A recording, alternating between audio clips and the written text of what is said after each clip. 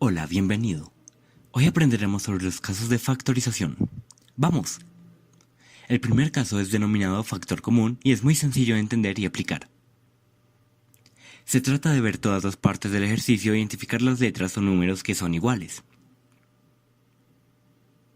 Por ejemplo, tenemos a al cuadrado más ab y vemos que la a es repetida en los dos términos de la operación. Para eso ponemos primero la a y después un paréntesis operando término a término nuestra operación.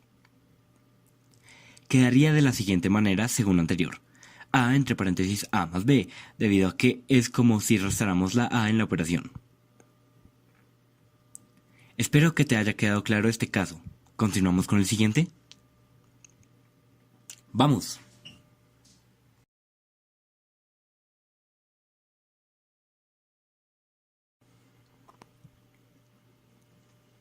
El segundo caso se conoce como factor común por agrupación de términos. Es muy similar al primer caso.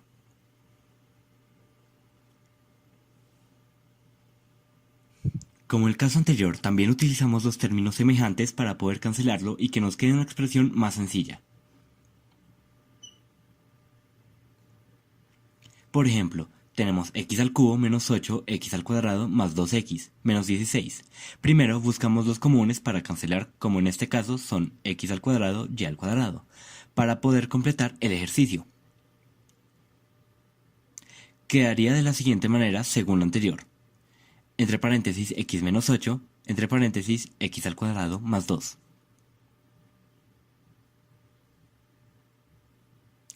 Espero te haya quedado claro este caso. ¿Continuamos con el siguiente? ¡Vamos!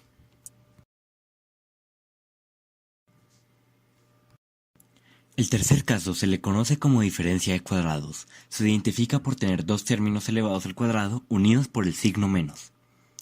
Se resuelve por medio de dos paréntesis, parecido a los productos de la forma a menos b, a más b, uno negativo y otro positivo.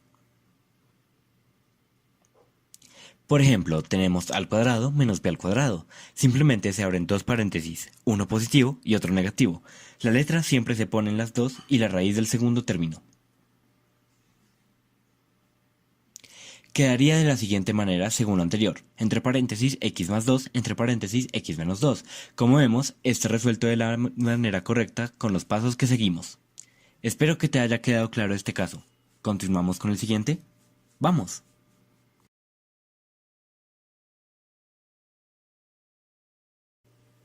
El cuarto caso se conoce como diferencia de cubos. Es muy parecido al anterior caso, sino que ya no se trabaja con potencias de 2, sino de 3.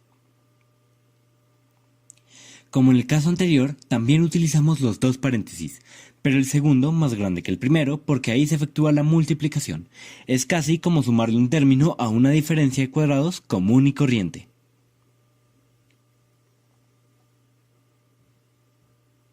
Por ejemplo, tenemos x al cubo menos 27. Para eso se efectúa el producto entre estos dos factores y para hacerlo más sencillo se pasa el 27 a 3 al cubo, dando mayor efectividad a la hora de realizar el ejercicio.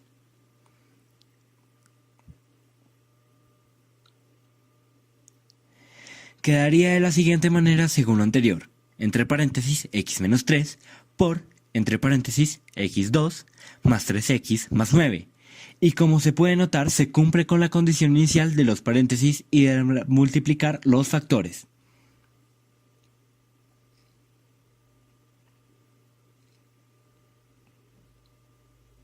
Espero que te haya quedado claro este caso. ¿Seguimos con el siguiente? ¡Vamos!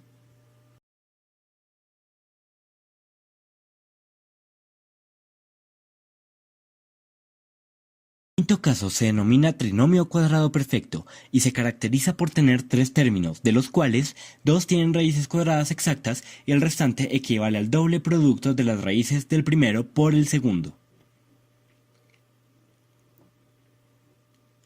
Para solucionar un trinomio cuadrado perfecto debemos reordenar los términos dejando el primero y el tercer de los términos que tengan raíz cuadrada, luego extraemos la raíz cuadrada del primer y tercer término y los escribimos en un paréntesis, separándolos por el signo que acompaña al segundo término. Al cerrar el paréntesis, elevamos todo el binomio al cuadrado.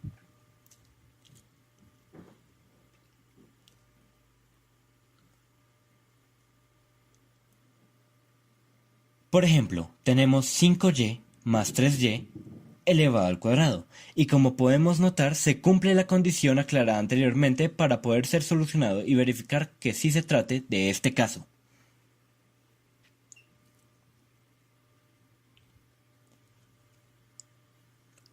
Quedaría de la siguiente manera según lo anterior: 25x al cuadrado menos 30xy más 9y al cuadrado, de acuerdo con la información presentada sobre el caso.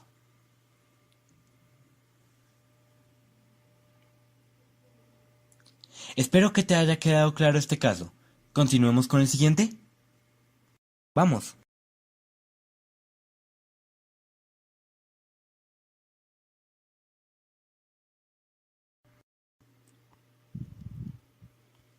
El sexto caso se conoce como x al cuadrado más bx más c.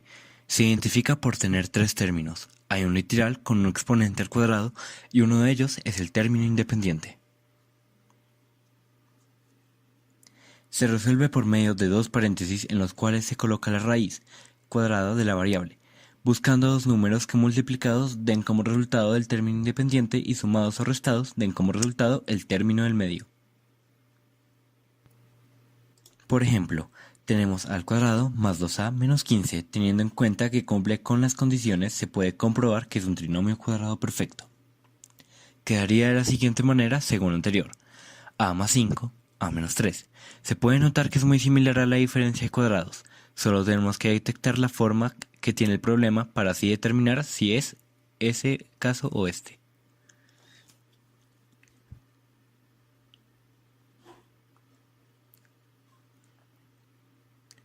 Espero que te haya quedado claro este caso. ¿Continuamos con el siguiente? ¡Vamos!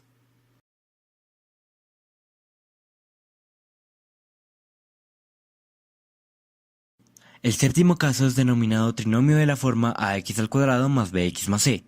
Es muy parecido al anterior, pero se cuenta con otra variable más. En este caso se tienen tres términos. El primer término tiene un coeficiente distinto de 1. La letra del segundo término tiene la mitad del exponente del término anterior y el tercer término es un término independiente. Para factorizar una expresión de esta forma multiplicamos el coeficiente a del factor ax al cuadrado. Por cada término del trinomio, dejando esta multiplicación, indica el término bx de la manera bx entre paréntesis ax, y en el término ax al cuadrado de la manera ax al cuadrado, y se descompone el trinomio en dos factores binomios cuyo primer término será la raíz cuadrada del término ax al cuadrado, la que sería ax. Por ejemplo, tenemos 3m al cuadrado más 8m más 5. En este ejercicio se empieza por multiplicar el 3 por toda la expresión para posteriormente dividirlo de igual forma por el mismo número. Quedaría de la siguiente manera según lo anterior: entre paréntesis m más 1, entre paréntesis 3m más 5. De acuerdo con los pasos mostrados con el anterior punto de la explicación correspondiente a este caso. Espero que te haya quedado claro este caso. ¿Continuamos? ¡Vamos!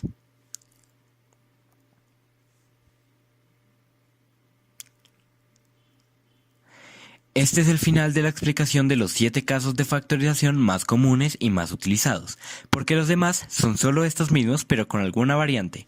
Fácil de entender, esta es la base.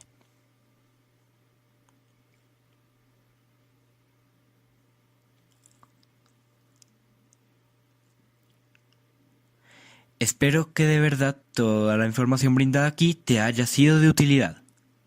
Gracias por tu atención.